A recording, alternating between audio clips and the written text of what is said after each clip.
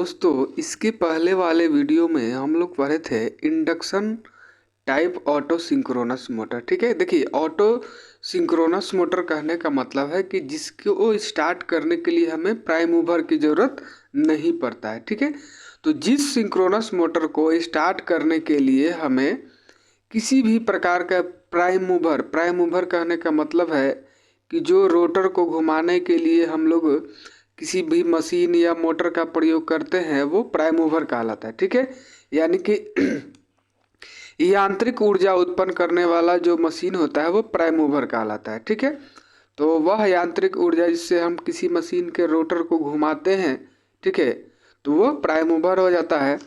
तो auto synchronous motor किसे कहते हैं? देखिए ऑटो सिंक्रोनस मोटर कहने का मतलब हुआ कि जिसको स्टार्ट करने के लिए हमें क्या कोई भी मतलब किसी भी प्रकार का प्राइम मूवर यानी कि अलग से कोई मशीन हमको उपयोग करने की जरूरत नहीं है। ठीक है, तो ऑटो सिंक्रोनस मोटर कितने प्रकार का था? 2 प्रकार का था। कौन कौन? एक induction type auto synchronous motor और एक होता है सेलिएंट पोल ऑटो सिंक्रोनस मोटर। ठीक है, दोनों के बारे में हम लोग पढ़ेंगे। तो इसके पहले वाले वीडियो में हम लोग induction type auto synchronous motor पढ़ लिए थे। ठीक है, जिसमें ये आपका ये फिगर है, इसमें क्या है कि ये आपका 3 फेज का ऑटो सिंक्रोनस मोटर है। ठीक है, 3 फेज ऑटो सिंक्रोनस मोटर या induction type auto synchronous motor. ठीक है, ये हो गया। इसका ये जो क्या होता है, देखिए जो सिंक्रोनस बोल रहे हैं, जो स्लिपरिंग मोटर होता है ना, जो स्लिपरिंग मोटर है, ये जो है एक प्रकार का क्या है, स्लिपरिंग मोटर है। ठीक है, तो स्लिपरिंग मोटर के स्टेटर और रोटर दोनों पर ही 3 फेज की वाइंडिंग रहती है। ठीक है, 3 फेज की वाइंडिंग रहती है। तो क्या किया जाता है कि सबसे पहले जो स्टेटर है, स्टेटर में क्या किया जाता है कि 3 फेज का एसी सप्लाई दिया जाता है। ठीक है, और जो रोटर है, रोटर को क्या किया जाता है कि एक चेंज ओवर स्विच की सहायता से, ठीक है, क्या किया जाता है कि एक ये आपका रियोस्टेट प्रकार का जो स्टार्टर होता है, 3 फेज स्टार्टर होता है ये। ठीक है, रियोस्टेट प्रकार का 3 फेज स्टार्टर होता है जिसका प्रयोग हम लोग स्लिपरिंग मोटर को स्टार्ट करने के लिए करते हैं। ठीक है, ये जो 3 फेज रियोस्टेट स्टार्टर है इसका प्रयोग स्लिपरिंग मोटर को स्टार्ट करने के लिए किया जाता है। ठीक है, देखिए स्लिपरिंग मोटर में क्या होता है कि स्टेटर पर भी 3 फेज की वाइंडिंग रहती है। ठीक है, तो शुरुआती में जब मोटर स्टार्ट होता है उस समय क्या होता है कि इसका रेजिस्टेंस बहुत ही कम होता है। ठीक है, जो रोटर पर वाइंडिंग किया गया है उसका रेजिस्टेंस क्या रहता है, बहुत ही कम रहता है। तो जब रेजिस्टेंस कम रहेगा तो क्या होगा कि करंट वो अधिक लेगा। ठीक है, तो करंट अधिक लेगा तो उससे बचने के लिए क्या करें, जब करंट अगर ज़्यादा लेगा ना तो वाइंडिंग जलने का खतरा रहता है। ठीक है, तो उसको मतलब सॉल्व करने के लिए क्या किया जाता है कि शुरुआत में यानी कि स्टार्टिंग के समय तीनों ही वाइंडिंग के सीरीज में एक एक, ये देख सकते हैं 3 गो रेजिस्टेंस है, तीनों रेजिस्टेंस को तीनों वाइंडिंग के सीरीज में जोड़ दिया जाता है। क्यों? मतलब कि जो स्टार्टिंग रेजिस्टेंस रहेगा कॉइल का वो क्या है, उच्च करने के लिए, अधिक करने के लिए। ठीक है, ताकि मोटर जो है कम करंट लेगा तो वाइंडिंग हमारा जलने से बच जाएगा। ठीक है, जलने का खतरा नहीं रहेगा। ठीक है, उसके बाद क्या किया जाता है कि जैसे ही हम क्या किए कि 3 फेज की सप्लाई दिए और यहाँ पर स्टार्टर जुड़ा हुआ है। ठीक है, शुरुआत में हम स्टार्टर का रेजिस्टेंस का मान क्या रखेंगे, हाई रखेंगे। ठीक है, फिर जैसे जैसे क्या होता है कि मोटर स्पीड बढ़ने लगता है, मोटर स्टार्ट होने लगता है, तो क्या किया जाता है कि इस रेजिस्टेंस का मान जो है धीरे धीरे कम कर दिया जाता है। ठीक है, लास्ट में क्या, हाँ यहाँ पर आ जाएगा। ठीक है, तो जब यहाँ पर आ जाएगा तो क्या होगा कि ये डायरेक्ट जुड़ जाएगा। ठीक है, डायरेक्ट जुड़ने का मतलब हो गया, तो क्या किया जाता है कि जैसे जैसे मोटर का स्पीड बढ़ते जाएगा रेजिस्टेंस का मान ये क्या करते हैं, हम कम करते चले जाते हैं। ठीक है, फिर जब मोटर फुल स्पीड प्राप्त कर लेता है तो क्या होगा कि इस स्टार्टर का प्रयोग खत्म हो गया, इसको आप हटा सकते हैं। ठीक है, तो जब मोटर आपका ये फुल स्पीड प्राप्त कर लेगा तो यहाँ एक्साइटर जो जुड़ा हुआ है मोटर के ही शाफ्ट से, ये रोटर से ही मतलब शाफ्ट से क्या है, एक्साइटर में क्या हो जाता है, डीसी शंट या कंपाउंड जनरेटर, ठीक है। कौन सा रहता है, डीसी शंट या कंपाउंड जनरेटर रहता है, ठीक है, कंपाउंड जनरेटर रहता है, ठीक है। तो जब ये मोटर फुल स्पीड प्राप्त कर लेगा तो ये जो जनरेटर है, ठीक है, शंट या कंपाउंड जो जनरेटर है, ये क्या करेगा, आपका 110 से 250 वोल्ट डीसी चाहिए स्टेटर को, स्टेटर बोल रहे हैं रोटर को, किसके, ये स्लिप रिंग मोटर के, ठीक है, मतलब कि आपका रोटर को, ठीक है।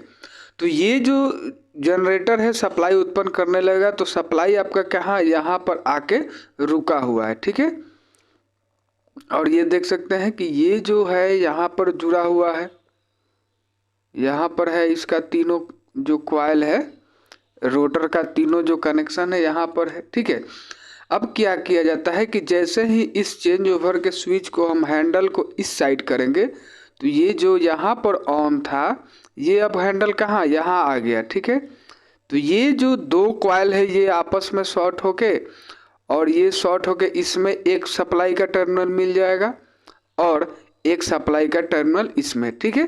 कहने का मतलब है कि दो वाइंडिंग जो है ना, उस शॉर्ट होके एक वाइंडिंग बन जाएगा और उसमें सप्लाई का मान लीजिए कि प्लस या माइनस कोई, और दूसरे में प्लस या माइनस कोई, ठीक है। तो डीसी सप्लाई क्या होगा कि रोटर को मिल जाएगा, तो यह क्या होगा, सिंक्रोनस मोटर की तरह चलने लगेगा। क्यों, देखिए रोटर पर 3 फेज का सप्लाई मिल ही रहा है, रोटर बोल रहे हैं, स्टेटर पर 3 फेज का सप्लाई मिल रहा है। रोटर में हमने क्या किया कि डीसी सप्लाई दे दिया और मोटर फुल स्पीड पर घूम ही रहा था। तो जैसे ही हम ये डीसी सप्लाई देंगे मोटर क्या होगा, ये सिंक्रोनस मोटर की तरह चलने लगेगा, ठीक है। तो ये आप समझ गए होंगे कौन सा मोटर है, induction type auto synchronous motor, ठीक है। तो इसको स्टार्ट करने के लिए किसी भी दूसरे प्राइम मूवर की जरूरत नहीं पड़ा कि शुरुआत में क्या हुआ कि ये स्लिप रिंग मोटर की तरह स्टार्ट हुआ, स्लिप रिंग मोटर की तरह स्टार्ट हुआ और फिर बाद में ये कौन सा मोटर बन गया, सिंक्रोनस मोटर बन गया, ठीक है। तो किसी दूसरे प्राइम मूवर की जरूरत नहीं पड़ता है, ठीक है, इसलिए इसे ऑटो सिंक्रोनस मोटर कहा जाता है, ठीक है।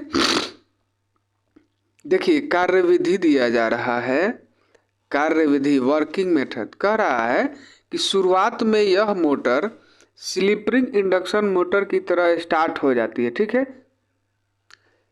जब मोटर तुल्यकालिक घूर्णन गति प्राप्त कर लेती है, यानी कि फुल स्पीड प्राप्त कर लेती है, ठीक है, तो एक चेंज ओवर स्विच के द्वारा बाहर 3 फेज रियो स्टार्टर को परिपथ से बाहर कर दिया जाता है और रोटर को एक्साइटर से संयोजित कर दिया जाता है और मोटर सिंक्रोनस मोटर की तरह कार्य करने लगता है, ठीक है। समझ गए कि शुरुआत में क्या किया जाता है कि मोटर जो है स्लिप रिंग इंडक्शन मोटर की तरह स्टार्ट हो जाती है, ठीक है।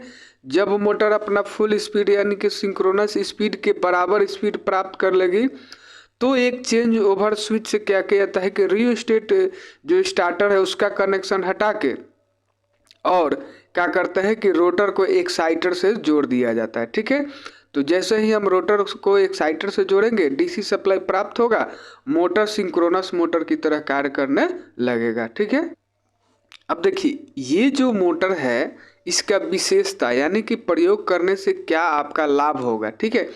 तो कह रहा है कि यह मोटर लोड पर भी स्टार्ट हो जाती है। देखिए जो सामान्य मतलब कि सिंक्रोनस मोटर होता है वो लोड जोड़ के नहीं स्टार्ट किया जा सकता, क्यों, क्योंकि चूंकि उसका रोटर तो स्थिर है, अब उसको घुमाने के लिए हम किसी दूसरे प्राइम मूवर का प्रयोग कर रहे हैं, ठीक है। तो लोड जोड़ के वो नहीं स्टार्ट हो सकता है, ठीक है। मगर जो आपका induction type auto synchronous motor है ये क्या है, यह लोड पर भी स्टार्ट हो जाता है। क्यों, क्योंकि शुरुआत में यह स्लिप रिंग मोटर की तरह स्टार्ट हो रहा है, ठीक है। तो लोड आप तो स्लिप रिंग मोटर पर समझिए कि जोड़ के स्टार्ट कर दिए, तो स्लिप रिंग मोटर है तो लोड जोड़ के भी हम स्टार्ट कर सकते हैं, ठीक है। इस मोटर को स्टार्ट करने के लिए बाहरी प्राइम मूवर की आवश्यकता नहीं होती है, पहले भी बताया है कि बाहरी किसी भी प्राइम मूवर की जरूरत नहीं पड़ता है, इसीलिए यह क्या कहलाता है, ऑटो सिंक्रोनस मोटर कहलाता है, ठीक है। यह मोटर इकाई पावर फैक्टर पर कार्य करती है। इकाई का मतलब होता है एक, ठीक है, यानी कि यूनिटी पावर फैक्टर पर कार्य करता है, ठीक है। Synchronous motor unity power factor पर ही काम करता है, ठीक है। आगे हम लोग पढ़ेंगे कि कैसे यूनिटी पावर फैक्टर पर काम करता है, ठीक है।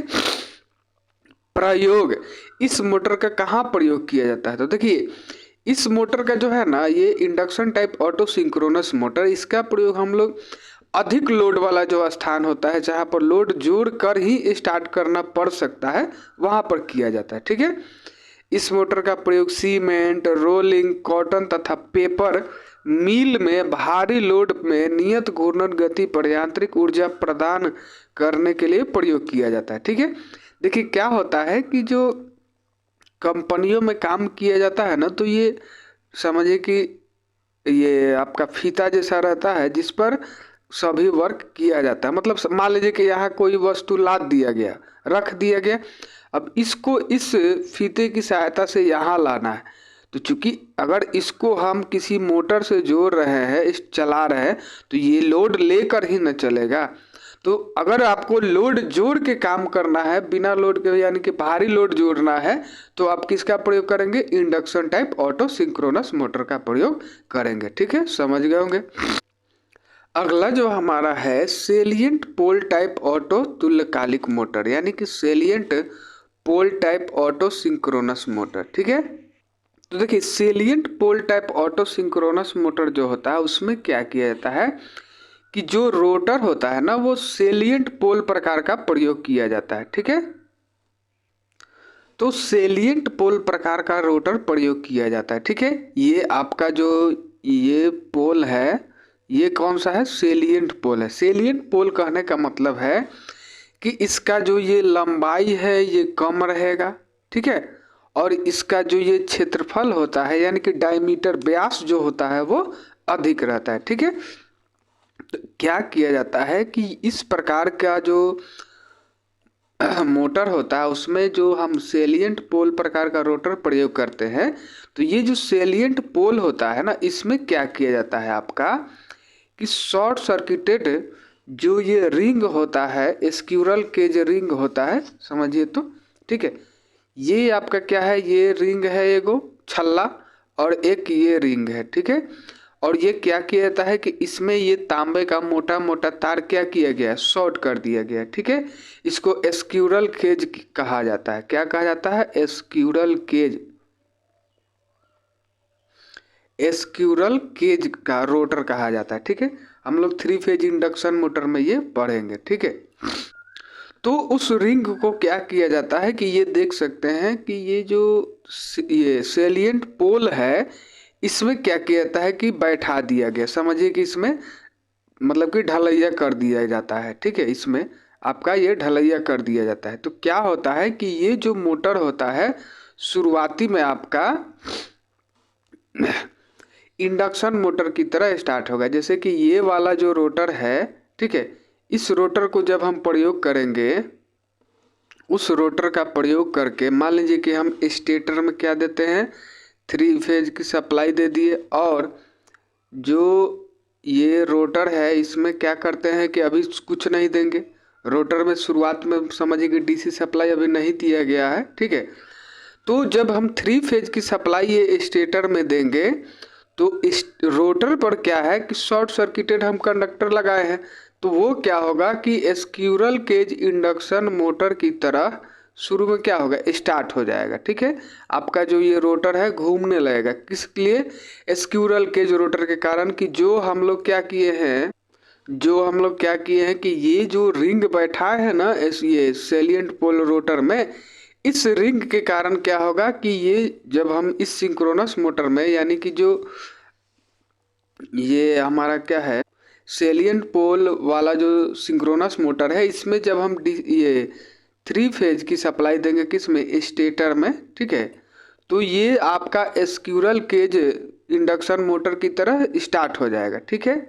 तो स्क्यूरल केज मोटर की तरह स्टार्ट हो जाएगा। जैसे ही मोटर आपका फुल स्पीड प्राप्त कर लेगा, तो क्या किया जाता है कि रोटर में हम क्या करते हैं कि डीसी सप्लाई दे देते हैं, ठीक है। देखिए स्टेटर में क्या है कि 3 फेज की सप्लाई है, और रोटर क्या है, घूम रहा है।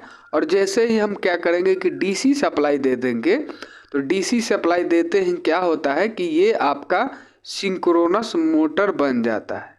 ठीक है, सिंक्रोनस मोटर की तरह क्या होता है कि आपका मोटर चलने लगता है। ठीक है, अब देखिए कार्य विधि।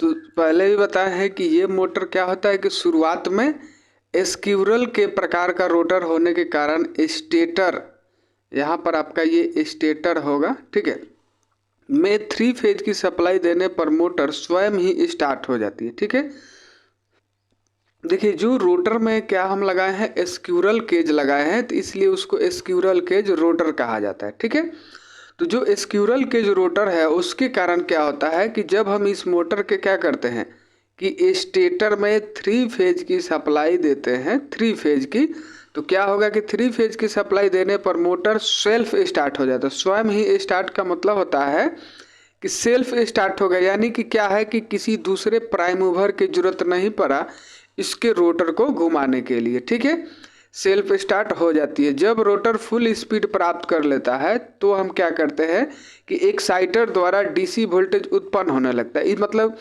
इस मोटर के जो रोटर से हम लोग शाफ्ट से एक और डीसी जनरेटर जोड़ दिए हैं। ठीक है, तो क्या होगा कि वह वोल्टेज उत्पन्न करने लगता है, तो यह सिंक्रोनस मोटर की तरह कार्य करने लगता है। ठीक है, कहने का मतलब है कि जब इसके रोटर को डीसी सप्लाई दे दिया जाएगा तो ये क्या हो जाएगा, सिंक्रोनस मोटर बन जाता है। ठीक है, मगर देखिए इसमें एक दिक्कत ये होता है कि ये जो मोटर है, चूंकि ये स्क्विरल केज का रोटर प्रयोग किया जा रहा है केवल किस लिए, मतलब कि शुरुआत में सेल्फ स्टार्ट करने के लिए, तो ये हल्का लोड आपका सहन करेगा, यानी कि ज़्यादा लोड पर ये स्टार्ट नहीं होता है। ठीक है, विशेषता में देख लेते हैं।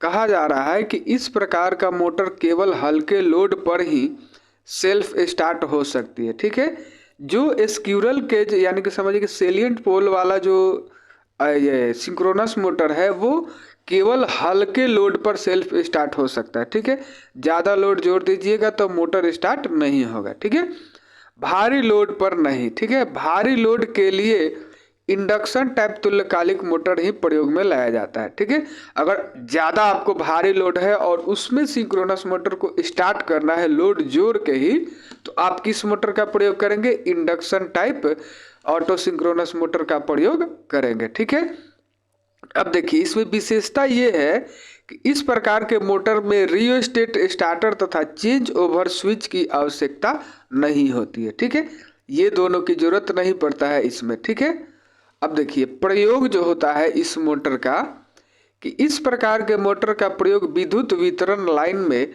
समानांतर क्रम में जोड़कर लाइन का पावर फैक्टर सुधारने के लिए किया जाता है। देखिए जो सिंक्रोनस मोटर होता है वो पावर फैक्टर सुधारने के लिए अधिकतर प्रयोग किया जाता है। ठीक है, तो जो सेलिएंट पोल वाला ऑटो सिंक्रोनस मोटर है, चूंकि ये लोड कम सहता है। ठीक है, तो मान लीजिए कि हम ऐसे ही क्या किया जाता है कि जो वितरण लाइन होता है, ट्रांसमिशन लाइन, ये जैसे है, ये मान लीजिए कि एक जगह से दूसरे जगह ये सप्लाई जा रहा है। ठीक है, ठीक है, तो ये बीच में ही क्या किया गया कि इसमें एक सिंक्रोनस मोटर जोड़ के और स्टार्ट कर दिया गया, फिर उसकी सहायता से क्या किया जाता है, पावर फैक्टर का मान सुधार आ जाता है। ठीक है, अब देखिए कहा जा रहा है कि जब किसी सामान्य सिंक्रोनस अथवा ऑटो सिंक्रोनस मोटर को पावर फैक्टर सुधारने के लिए प्रयोग किया जाता है तो उसे तुल्यकालिक कंडेंसर यानी कि सिंक्रोनस कंडेंसर भी कहा जाता है। क्या कहा जाता है, सिंक्रोनस कंडेंसर, सिंक्रोनस कंडेंसर भी कहा जाता है। ठीक है, सिंक्रोनस कंडेंसर भी कहा जाता है, यानी कि तुल्यकालिक कंडेंसर भी कहा जाता है। तो बात समझिए कि जब हम सिंक्रोनस मोटर का प्रयोग केवल पावर फैक्टर का मान सुधारने के लिए प्रयोग करेंगे तो वो जो सिंक्रोनस मोटर है वो क्या कहलाएगा, सिंक्रोनस कंडेंसर या तुल्यकालिक कंडेंसर कहलाएगा। ठीक है, अभी के लिए इतना ही, फिर अगले वीडियो में और हम लोग पढ़ेंगे। अगले वीडियो में हम लोग पढ़ेंगे पोनी मोटर के बारे में। ठीक है, कि जो सिंक्रोनस मोटर होता है उसको स्टार्ट करने की विधि। ठीक है, तो आज के लिए इतना ही, फिर अगले वीडियो में मिलते हैं। थैंक यू दोस्तों, वीडियो को पूरा देखिएगा और चैनल को सब्सक्राइब भी कीजिएगा। ठीक है, अगर आप एसी मतलब इलेक्ट्रीशियन थ्योरी की तैयारी करना चाहते हैं तो हमारे इस चैनल को सब्सक्राइब ज़रूर से ज़रूर करिएगा। Thank you.